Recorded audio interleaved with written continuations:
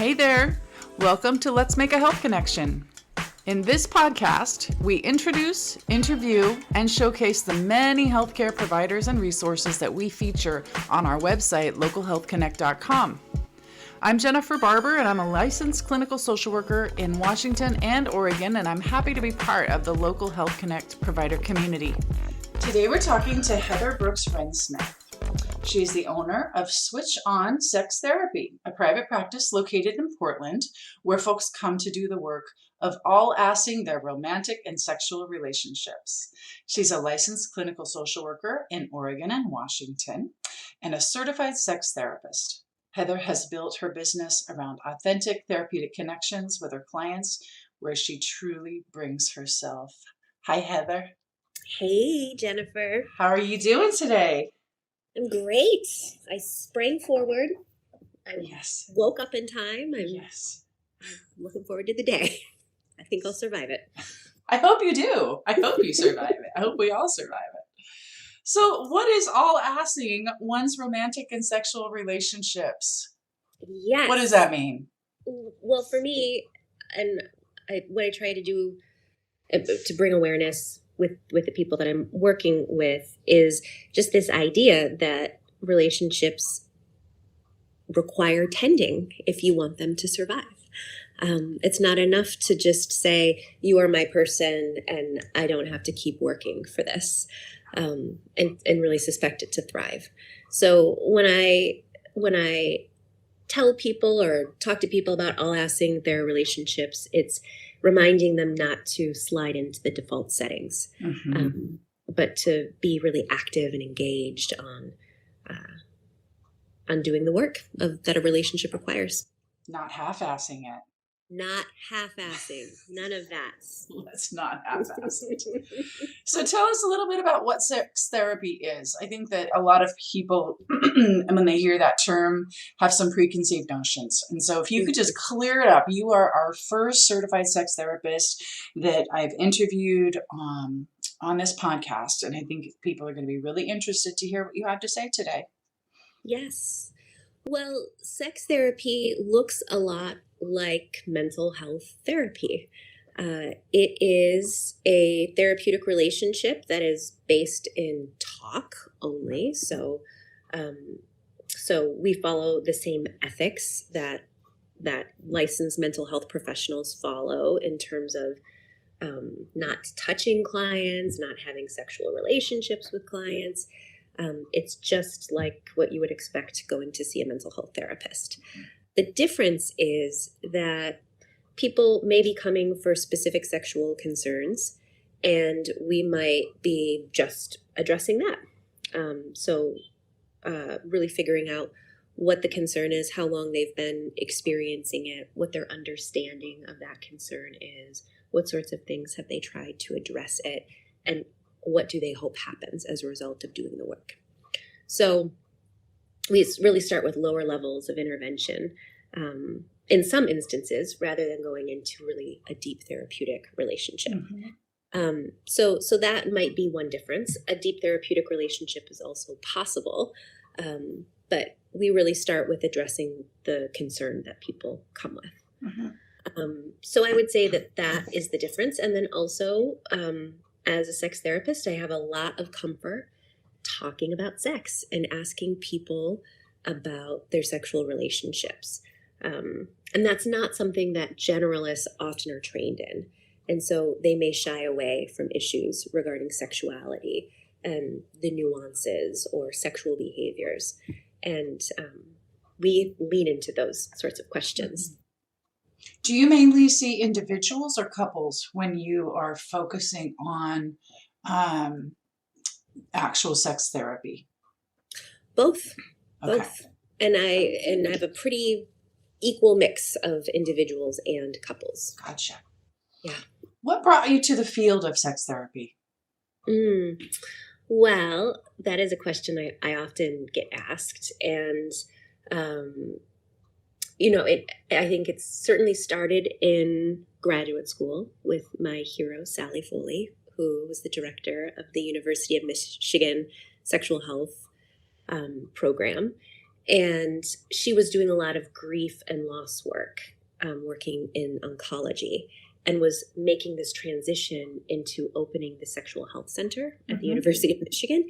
And I was like, wow, grief and loss and cancer and sex. Like, it just sort of blew my mind that those things could exist in the same pot. And granted, she was transitioning, but I think what that did for me was coming from a place of, especially around sexuality, where there can be lots of trauma, there can be losses, it can be really complicated and fraught.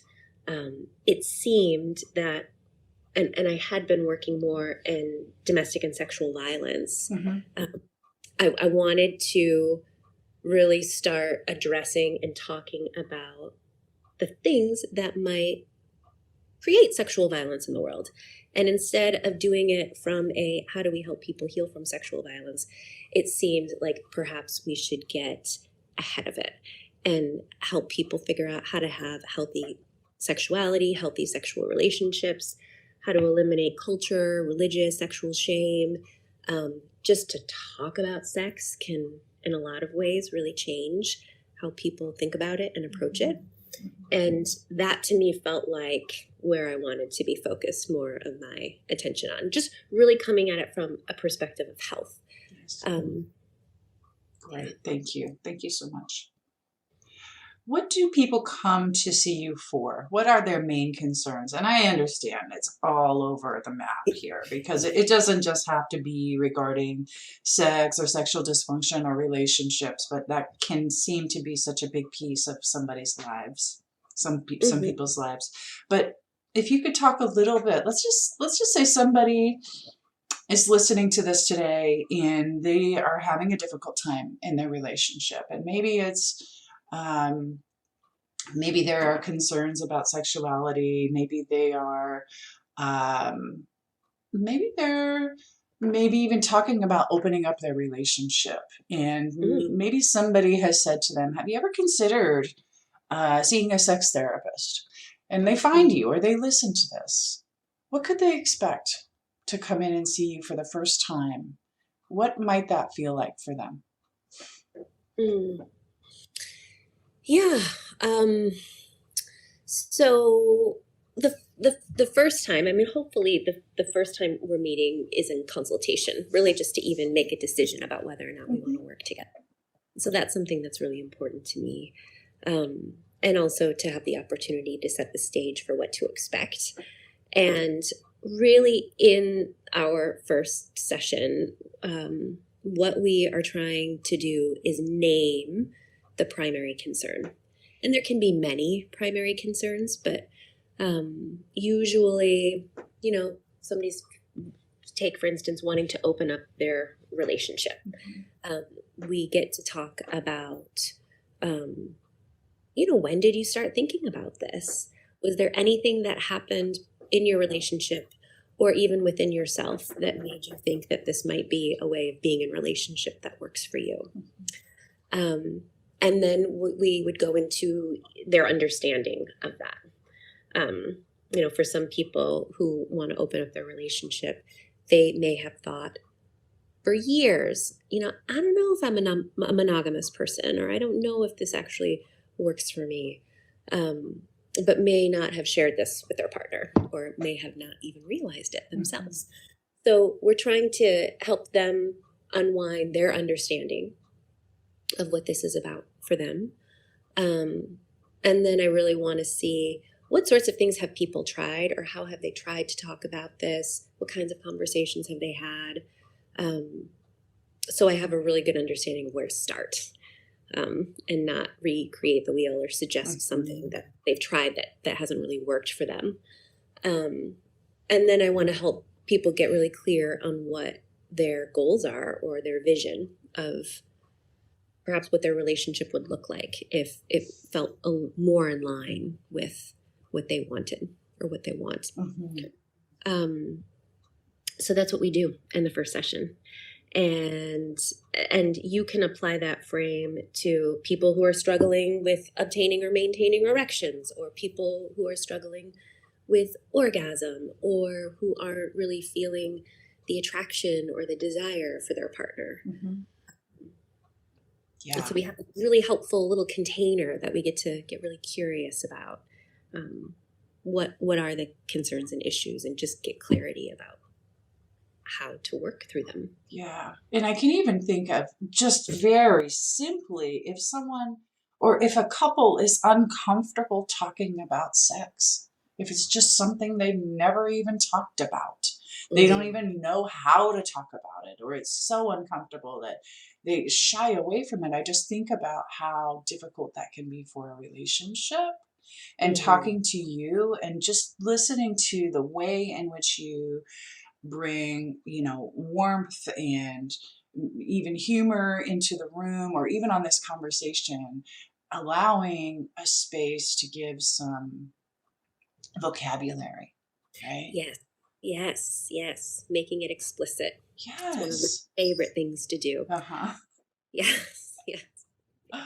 I love that. Yes. Thank you so much.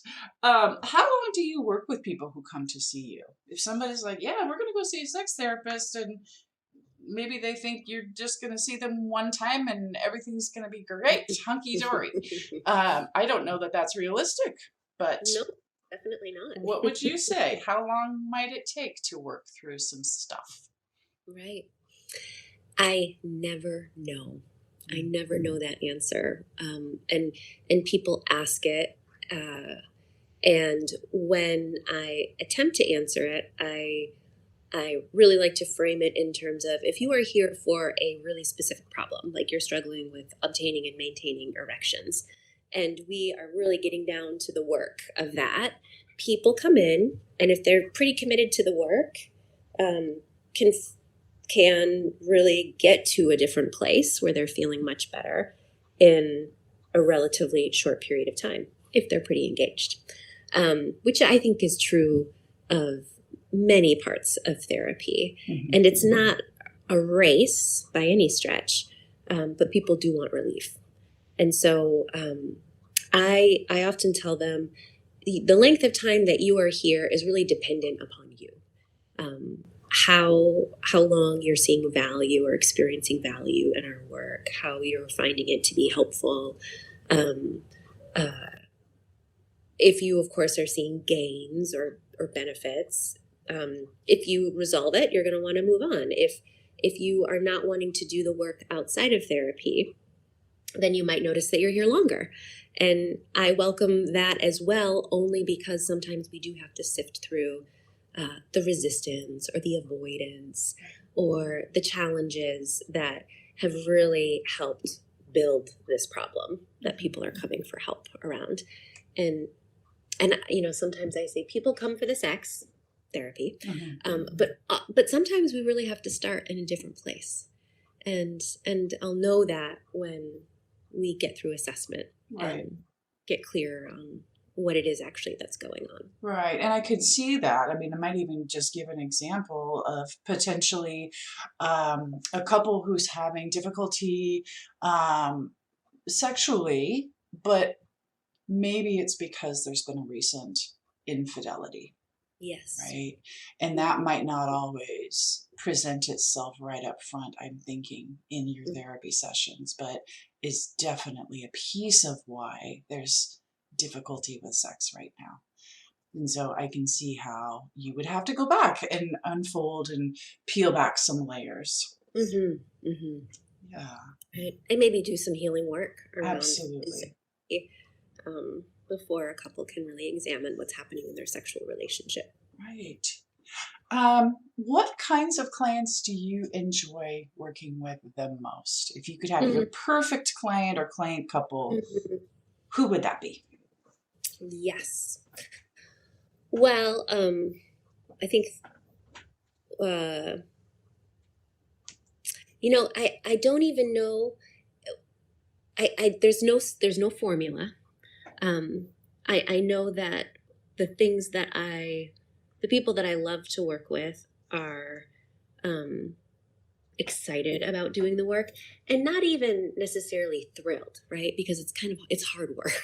Right. It's hard to show up to. But I I really love when people just bring that too, that this is really hard work, or I don't want to be here today, or I do not want to talk about this, or don't say those words. That is really thrilling to me, to be with people in all of the parts, not just the excitement, but also sort of the pain of it. But I definitely know the people who I really enjoy working with are there because they are making a commitment to it. I think that's probably the number one part that I enjoy the most, that in whatever form people take, if they are making a commitment and they are showing up, they are doing the difficult work of building this therapeutic relationship, as well as dealing with whatever's going on in their own relationship or with themselves. That's what makes my work really exciting. When people are ready to show up and do the work, dig in. Yeah. Yes. Very cool. I want to circle back around and just talk about your education and your certification. You are first and foremost a licensed clinical social worker in Oregon and Washington, and then you have this certification that is very specialized. I mean, we do not have a lot of sex therapists in the Vancouver, Portland area. I mean, I haven't heard of very many. And so I'm wondering if you could talk a little bit about your certification. How long did it take? What did it involve? What do people need to know? Sure. So I am a certified sex therapist through the American Association of Sexuality Educators, Counselors, and Therapists. It's a pretty old association that has been operating primarily in the U.S., but also internationally, and has worked to support the training and also, their consultants. They're, very interested in continuing education for people in the field of sexuality, whether it be sexual medicine or sex therapy or education. So the training, you can go about it in many different ways. And first of all, in many states, anybody can call themselves a sex therapist. And I think when you have ASECT behind you, what you're really demonstrating is that you've done the educational requirements, which are pretty intense. It took about a year for me, going back to the University of Michigan Sexual Health program every other month or so, and then doing distance learning as well to complete the educational requirements. And then once I fulfilled the educational requirements, I had to engage in supervision with another certified sex therapist. And I did group supervision and individual supervision, where we would review cases, much like what happens when you are taking licensure as a mental health therapist. So also the just certification requires supervision. And so I engaged in that whole process. And then once I completed my hours of supervision, then I could officially apply for the certification. Which is then again reviewed by a board, and they want to make sure that you've done all of the things and your due diligence to actually earn this credential, which I did, and I'm very proud of it. And there weren't very many certified sex therapists, but that is changing and growing. And now I think that there are many options in the area if people are seeking a sex therapist who've been well trained and have the education and the supervision to back that up. So you were mentioning that anybody could call themselves a sex therapist. If someone listening to this was like, "Oh, didn't know that." Okay, well, I just want to see the people who've gone through the kind of certification process that Heather's gone through. Is there a place for them to find that information so that they know that they're seeking someone who's got the education? Yes. Yes, there is. And so I would encourage people to go to asect.org, which is AASECT.org. Okay. And there is a directory there where you can locate professionals. And this actually extends beyond therapists, but also counselors who might be pelvic floor physical therapists or OBGYNs or urologists. Medical professionals who have actually gone through training to become certified sexuality counselors, and then also educators, the people who may be hosting workshops for adults or even sex ed groups for kids and families or going to schools. You can also look for professionals who have that certification who are educators as well. Great. That's so good to know.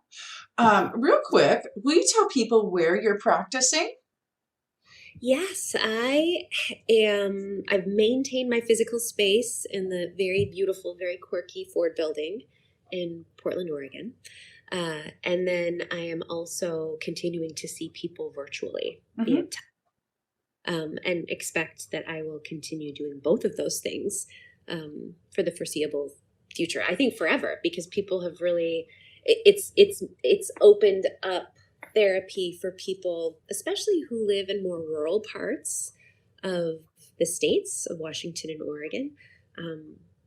It's harder to get a sex therapist in Spokane, Washington. Right. But by meeting virtually, we have that option. So it's been really wonderful. Great. And before we wrap things up today, is there anything else you want people to know? People who are listening to this, what do you want them to know about you? Well, I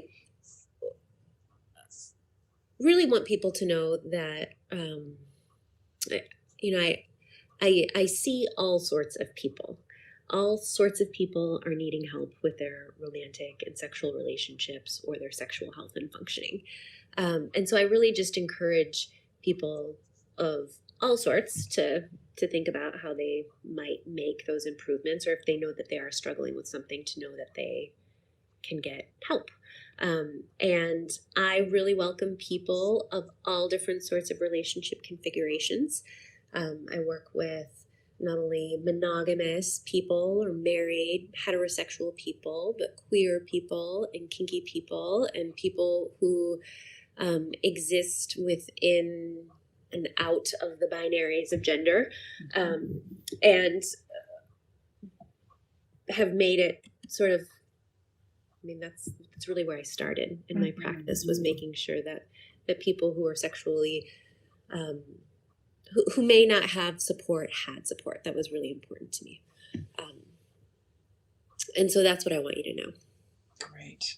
Thank you, Heather. Thank you so much for your time today. Thanks for having me. This has been lovely. If people were trying to find you, obviously they can find you through Local Health Connect, but I believe you also have a website, and I believe you also have an Instagram account. Can you let people know where that might be? I do. If you are looking for my website, you can find me at switchonsextherapy.com. And if you are looking for me on Instagram, you can find me at switchontherapy. Great. There's no sex in that. The censoring bots will get you. Gotcha. So true. Those darn censoring bots. All right. Thank you so much for your time, Heather. And we'll talk again soon. Okay. Great. Bye-bye. Bye. Thanks again for listening to Let's Make a Health Connection. Find us online at localhealthconnect.com, as well as Facebook, Instagram, and Twitter. Links and show notes for this interview are available on our podcast page. These interviews are really fun, and I hope you made a health connection today. We'll talk again next time. Let's Make a Health Connection, copyright 2022, all rights reserved, is the exclusive property of MBS Therapy, LLC, a Washington-based company. Local Health Connect is inclusive and does not endorse any political or religious group. Thank you again for listening, and we'll see you next time on localhealthconnect.com.